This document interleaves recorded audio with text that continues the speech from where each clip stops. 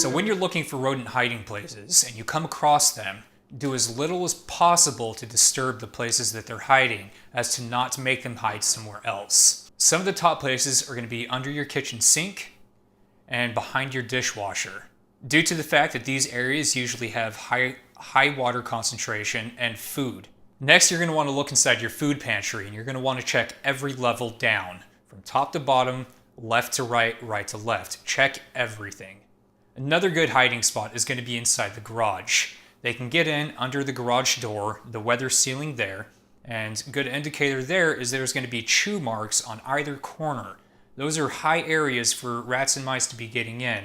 If you notice chew marks on your garage door weather seal, then you know you have rats and mice.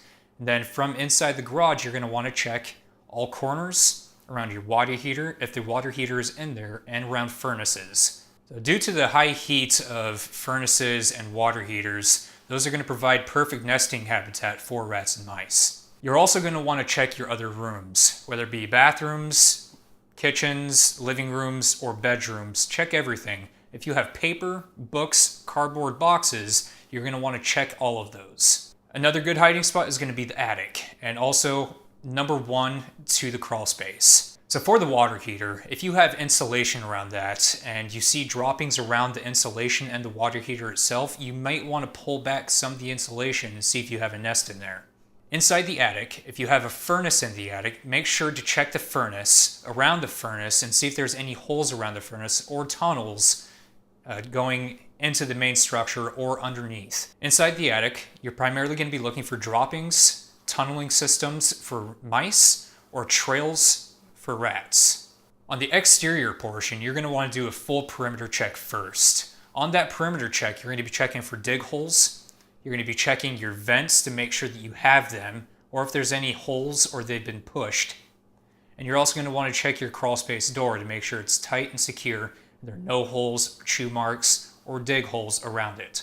For the dig holes around the perimeter, they're going to vary in sizes. If you have dirt around the perimeter, it's going to be dirt that's kicked back and away from the house and a hole going directly down.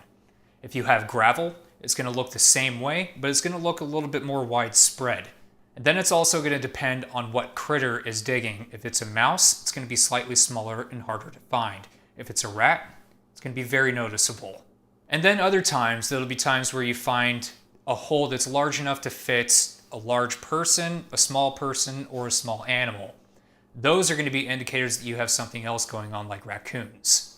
So for connected units, you're going to want to get a hold of your neighbor or your landlord and make sure that the tenant next to you doesn't have any other problems that you do. And if they do, then you're going to have to take other drastic measures, as getting your tenant or your neighbor on par with what you are doing as well. Then lastly, you're going to also want to check your outbuildings. Outbuildings such as outhouses, well pumps, sheds, anything that you have outdoors that is disconnected from your house is going to be a good safe harbor for rats and mice. Make sure to check those also.